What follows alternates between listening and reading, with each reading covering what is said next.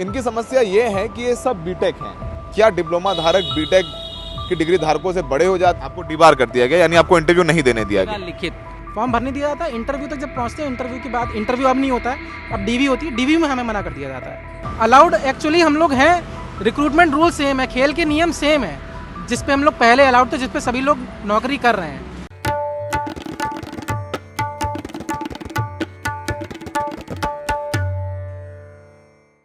नमस्कार, the red mic में आपका स्वागत है। मैं हूं सौरभ शुक्ला।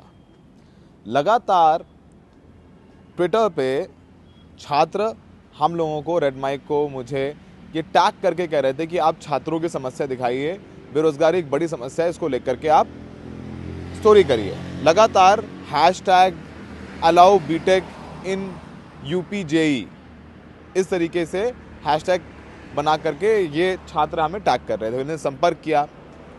इनकी समस्या ये है कि ये सब बीटेक हैं, इन सब ने बीटेक की है, लेकिन ये उत्तर प्रदेश सरकार के जूनियर इंजीनियर पदों पर भर्ती नहीं हो सकते, ये कहना है इनका।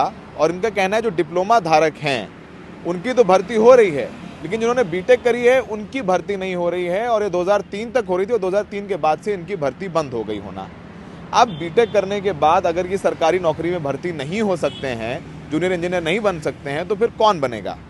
क्या डिप्लोमा धारक बीटेक की डिग्री धारकों से बड़े हो जाते हैं? ऐसा तो बिल्कुल नहीं है।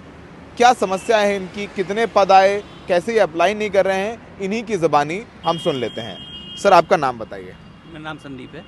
संदीप जी, क्या करते हैं आप? बीटेक हैं आप भी? हाँ, मैंने इंजीनियरिंग 2007 में की। इसके बाद मैंने जूनियर इंजीनियर का फॉर्म भरा था 2013 में, और मैं उसमें क्वालिफाई भी हूँ। 2013 में आपने फॉर्म भरा, जूनियर इंजीनियर जो उत्तर प्रदेश सरकार के पद आए उसमें आपने फॉर्म भरा और आपने क्वालिफाई करके रिटर्न निकाला। फिर मैं जब इंटरव्यू देने गया तो हमें वहाँ से डिबार कर दिया गया। आपको डिबार कर दिया गया, यानी आपको इंटरव्यू नहीं देने दिया गया? लिखित, कोई भी लिखित, वर्बली उन्होंने डिबार कर दिया और हम वापस चले आए वहाँ से। क्या बोला आपको? उन्होंने कहा कि आप शासन से बात करो जाके। हम लोगों ने उनको शासन के द्वारा दिए गए लेटर, जैसे ये क्यों डिबार कर दिया कि आप एलिजिबल नहीं हो। क्यों एलिजिबल नहीं है? ये मैंने उनको बोला था कि एलिजिबल हैं। 2001 से पहले 2003 में सारे मतलब बीटेक धारी भी लिए जा रहे थे। 2013 में अब कैसा हो गया तो कह रहे हैं, उन्होंने कोई जवाब नहीं दिया। उन्होंने सिर्फ कह रहे हैं कि शासन से बात करिए आप बीटेक थे तो आपको नहीं लिया, लेकिन जो डिप्लोमा धारक थे उनको ले लिया। हाँ, डिप्लोमा धारक को भर्ती की गई है। फिर आपने क्या किया? फिर हम कोर्ट गए। कोर्ट में हमारा एक मैटर पेंडिंग है, बट वो अभी उतना ज़्यादा मतलब ठंडा है, क्योंकि हम लोग बहुत स्ट्रेंथ में कम है, 8-10 लोग ही हैं, तो हम लोग उसको अभी इतना ज़्यादा पुल नहीं कर पा रहे। बट उसके बाद फिर हम लोगों ने कोशिश करी सरकार से अप्रोच करने की। कई बार सरकार मतलब मुख्यमंत्री आवास गए, बात की, वहाँ पर भी हम लोगों ने अप्रोच डाली, बट वहाँ पर भी कोई हमको ऐसा रिस्पांस नहीं मिला। हमारे पास कई सारे ऐसे मतलब लिखित में कोई आदेश नहीं है कि बीटेक वालों को नहीं लेना है। हाँ, लेकिन जब आप लोग जाते हैं तो तरजीह नहीं दी जाती। तरजीह यानी डिप्लोमा वालों को दी जाती है, और आपको बोल दिया कि आप दे ही नहीं सकते हैं, डिबार कर दिया। हाँ, आपको इंटरव्यू से निकाल दिया जाएगा और आपको दिया नहीं जाएगा। मतलब वहाँ कोई ऐसा रिटर्न में उनके पास कुछ नहीं है। हमारे पास रिटर्न में कई सारे ऐसे डॉक्यूमेंट हैं जिसमें आप ये बता सकते हैं कि डिग्री धारक लिए जा रहे थे, और डिग्री धारक के फेवर में सरकार ने भी 1-2 लेटर रिक्रूटमेंट अथॉरिटी दी गई है। और एक आरटीआई के जरिए भी हमने पूछा UPSSSC से क्या ये एलिजिबल हैं या नहीं, तो उन्होंने बोला है कि एलिजिबल हैं। बट लोग जब हम लोग इंटरव्यू देने जाते हैं या क्वालिफाई हो जाते हैं तो वहाँ से हमें निकाल दिया जाता है। परीक्षा देने दी जाती है? परीक्षा में इन्होंने कोई, क्योंकि वो तो रूल्स पे है ही नहीं ना, रूल्स पे तो आप रोक ही नहीं सकते हो। बस आप इंटरव्यू से नहीं रोक देते हैं, इंटरव्यू से रोक देते हैं तो वो कुछ भी दिखा सकते हैं पीछे कि वो आए नहीं। भाई, आप क्वालिफाई हो जाओ और इंटरव्यू ना देने जाओ तो क्या होगा? आप नहीं लिए जाओगे। यानी आप अब तक कोर्ट में लड़ाई लड़ रहे हैं, अब तक आपकी भर्ती नहीं हो पाई है। नहीं। अभी क्या करते हैं आप? अभी तो मैं प्राइवेट जॉब करता हूँ। प्राइवेट नौकरी करते हैं, सरकारी नौकरी नहीं मिली आपको? ठीक है। आप क्या नाम क्या है? सर, मेरा नाम शुभम त्रिपाठी है। मैंने 2019 में बीटेक कंप्लीट। कहाँ से हो? बरेली से हूँ मैं। बरेली से। 2019 बीटेक करी? जी जी। कितने रुपए लगे बीटेक करने में? सर, बीटेक करने में वही एवरेज 6-7 लाख रुपए तो लग ही जाते हैं। 6-7 लाख रुपए लग गए। ठीक है, आप बताओ क्या समस्या है, क्यों यहाँ पर आए हो? सर, समस्या हमारी ये है कि जो मेजर रिक्रूटमेंट आती है यूपी स्टेट में गवर्नमेंट की तरफ से, वो आती है जूनियर इंजीनियर की। तो सर, उस पर हम लोग अलाउड नहीं है। तो रिक्रूटमेंट रूल तो सेम है जो 2003 के पहले थे। हम लोग सेंट्रल में अलाउड हैं, अदर स्टेट्स में अलाउड हैं। सेंट्रल में SSC JEE की परीक्षा होती है, उसमें हम लोग और डिप्लोमा के स्टूडेंट साथ बैठ के परीक्षा देते हैं। ठीक है, उसमें वहाँ पे कोई दिक्कत नहीं है, बाकी स्टेट्स में भी कोई दिक्कत नहीं है। यूपी स्टेट में दिक्कत आ जाती है, और वो दिक्कत आई क्यों है, 2003 के पहले तक वहाँ पे भी सेम रिक्रूटमेंट रूल से कोई भर्ती होती है, रिक्रूटमेंट रूल के बेसिस पे भर्ती होती है। सभी डिपार्टमेंट्स के रिक्रूटमेंट रूल में जो एजुकेशनल क्वालिफिकेशन का क्राइटेरिया है वो अभी भी सेम है, लेकिन 2003 के बाद से हमें लेना बंद कर दिया गया। षड्यंत्र बस, वो सिस्टम में जो भी करा गया, और एक डिप्लोमा संघ नामक भी है, वो भी बहुत हम लोगों को रोकने के पीछे लगा रहता है। डिप्लोमा संघ, आपको लग रहा है डिप्लोमा संघ की लॉबी स्ट्रांग है, वो बीटेक बिल्कुल बिल्कुल। आप लोगों की लॉबी नहीं काम कर पा रही। जी, आप जी। लोग मिले जाकर के, सरकार में किससे मुलाकात हुई, जनता दरबार गए, क्या कुछ किया आप लोगों ने? सर जिसका भी जनता दरबार लगता है, चाहे माननीय ब्रजेश पाठक हो, उप मुख्यमंत्री, माननीय मुख्यमंत्री योगी आदित्यनाथ जी हो, हम लोग काफ़ी बार हम लोग प्रोटेस्ट करने भी गए हैं, अपना लेटर भी, अपना रिप्रेजेंटेशन भी हमने दिया है, और ग्रीवांस में भी हमने डाला है। हर बार जब आंसर आता है सर, तो आंसर में यही आता है कि हम लोग, अभी मैं एक आपको आरटीआई की कॉपी दिखाना चाहूँगा, 2016 की आरटीआई है सर ये। 2016 की आरटीआई के क्वेश्चन में पूछा गया, मैं आपको ये डॉक्यूमेंट दे भी दूंगा, आप डिजिटली दिखा सकते हैं इसे। 2016 की आरटीआई में हमसे ये पूछा गया कि क्या इस पद के लिए तकनीकी स्नातक डिग्री धारक पात्र हो सकते हैं। ये हमने पूछा यूपी SSSC से, आरटीआई 2005 एक्ट के तहत। उनका जवाब आता है उत्तर प्रदेश अधीनस्थ सेवा चयन आयोग का, कि प्रश्न 1 के संबंध में, जो मैंने अभी आपको के संबंध में अवगत कराना है कि पद की नियमावली के अनुसार आप द्वारा उल्लिखित शैक्षिक योग्यता वाले अभ्यर्थी अवर अभियंता अन्य तकनीकी पद परीक्षा में सम्मिलित हो सकते हैं। इसकी डिजिटल कॉपी भी दे दूंगा, आप क्लियरली दिखा सकते हैं। तो इसके अनुसार तो हम लोग सम्मिलित हो सकते हैं, ये वही चयन आयोग है जो परीक्षा लेता है इसकी। लेकिन जब परीक्षा आती है तो वर्बली तो ये लोग हमें मना नहीं कर सकते हैं, फॉर्म भरने से भी मना नहीं कर सकते, क्योंकि सिस्टम फॉर्म भरने का सेम है। रिटर्न भी दे देते हैं आप लोग? बिल्कुल बिल्कुल, रिटर्न भी दे दें। अब हालांकि रिटर्न देना कम कर दिया, क्योंकि हमारे सीनियर्स को काफ़ी रोक लिया, तो थोड़ा सा कम एस्टीम हो जाते हैं, पेपर देने कम जाते हैं, लेकिन फिर भी कई लोग भरते हैं। फॉर्म भरने दिया जाता है, क्योंकि रिटर्न में ये लोग हमें मना नहीं कर सकते हैं, फॉर्म भरने दिया जाता है। इंटरव्यू तक जब पहुँचते हैं, इंटरव्यू के बाद, इंटरव्यू अब नहीं होता है, अब डीवी होती है, डीवी में हमें मना कर दिया जाता है। तो ये हमारी समस्या है कि जो मैक्सिमम पोस्ट जो आती हैं वो जेई की आती हैं, डायरेक्ट रिक्रूटमेंट की बीटेक के लिए, तो उसमें 80% पोस्ट डायरेक्ट रिक्रूटमेंट की बीटेक के लिए वो जेई से आती हैं। मतलब किसी के लिए भी, टेक्निकल जिसने सिविल से डिग्री कराओ, डिप्लोमा कराओ, तो बीटेक उन 80% पोस्ट पे एलिजिबल नहीं है। अच्छा, 80% पोस्ट पे एलिजिबल नहीं नहीं है। अच्छा, आपका नाम क्या है? मेरा नाम दीपक गुप्ता है, मैं इटावा से आया हूँ।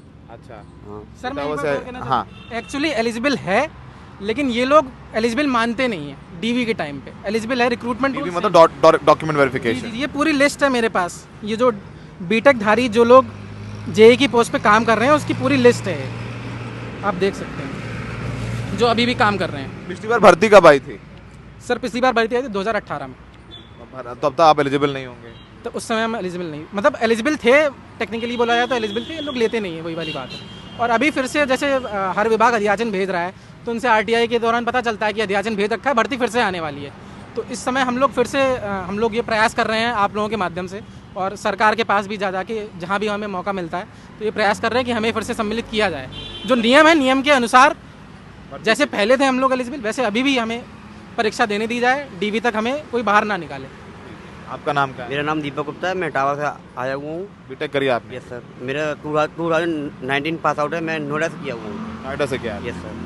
तो आप भी एलिजिबल नहीं है, आपको लगता है आपकी भर्ती नहीं होगी? नहीं, अब ऐसा है ना सर, क्योंकि अभी जो हम जो हमारे जो सीनियर से हम जब हम बात करते हैं, तो उनसे ये पता चलता कि 2016 में जो वैकेंसी आई थी, 2018 में जो वैकेंसी आई थी, उन्होंने फॉर्म भरे, पेपर दिया, लेकिन उनको डॉक्यूमेंट वेरिफिकेशन से बाहर कर दिया गया। तो अब जैसे अब हम सुनने आ रहा है कि वैकेंसी आएगी, अभी यूपी SSSC इसकी वैकेंसी जारी करती है। लेकिन क्या है कि जब हम लोग बीटेक क्वालिफाइड हैं, अगर हम लोग एप्लीकेबल करते भी हैं, तो होगा क्या, मान लो पेपर देते हैं, पेपर देंगे, डॉक्यूमेंट क्लियर भी होगा, लेकिन फिर क्या होगा, बाद में डॉक्यूमेंट वेरिफिकेशन टाइम पे हम लोगों को बाहर कर दिया जाएगा। तो हम लोग ये चाहते हैं कि आपके माध्यम से ये खबर हमारी सरकार तक पहुँचे, और जो चेयरमैन आयोग है वहाँ तक भी ये खबर पहुँचे, जिससे कि हम लोग उसमें एलिजिबल हो जाएं, क्योंकि हम लोग बीटेक क्वालिफाइड लोग हैं। बीटेक क्वालिफाइड लोग हैं। आपका नाम क्या है? मेरा नाम अनुराग है, मैं कानपुर से आया हुआ हूँ, और मैंने गाज़ियाबाद से 2021 में बीटेक कंप्लीट की है अपनी। तो बेसिकली हम लोग सेंट्रल का जो जूनियर इंजीनियर का पोस्ट होता है, आरआरबी हो गया, सेंट्रल का SSCJE हो गया, CPWD में हम लोग अलाउ हैं सेंट्रल में, लेकिन हम लोग स्टेट CPWD में अलाउ नहीं है। यूपी में बाकी स्टेट्स में जैसे राजस्थान में हो गया, आपका उत्तर प्रदेश में नहीं हो कर पा रहे, बाकी जगह आप एलिजिबल हो गए क्या? बाकी जगह हम लोग एलिजिबल हैं, जैसे हम लोग दिल्ली में हो गया, दिल्ली डेवलपमेंट अथॉरिटी में हम लोग जेई बन सकते हैं, लेकिन उत्तर प्रदेश में हम लोग जेई नहीं बन सकते हैं। अगर कोई सामूहिक तौर पर कोर्ट गया है, सामूहिक तौर पर कोर्ट गए हैं आप लोग, आपके साथ कितने लोग गए हैं? हम लोग 13 लोग हैं। अच्छा, कितना है? 13 लोग हैं, 13 लोग भर्ती हो गए थे आप लोग? हाँ, हम लोग रिटर्न क्वालिफाई हैं। हाँ, इंटरव्यू से बाहर किए गए। हाँ, इंटरव्यू से तो बाद हाई कोर्ट में कहाँ केस है? सुप्रीम कोर्ट में। तो हाई कोर्ट में क्या रहा? कोर्ट में डिसमिस हो गया था, क्योंकि उसमें मतलब उनकी तरफ से बड़े लॉयर थे, हम लोग छोटे लॉयर थे, तो उन्होंने डिसमिस हो गया था। हम लोग सुप्रीम कोर्ट में उसको चैलेंज किया है, तो सुप्रीम कोर्ट में पेंडिंग है मैटर। हमारे पास इंटरिम रिलीफ भी है, कोर्ट ने कहा है कि इनको लिया भी जाए, बट उसमें ऑब्जेक्शन दे रखा है डिपार्टमेंट डिप्लोमा यूनियन में। अच्छा, डिप्लोमा यूनियन उसको प्रोटेस्ट कर रहा है। तो मतलब एक पार्टी डिप्लोमा यूनियन भी है कोर्ट में। हाँ, डिप्लोमा में इम्प्लीमेंट डाल के वहाँ रोक रखा है उसको, और वो पिछले 4 साल से पेंडिंग है, और सरकार चाहे तो उसको एफिडेविट डाल के निस्तारण कर सकती है। मतलब आपकी मदद कौन कर सकता है? मुख्यमंत्री?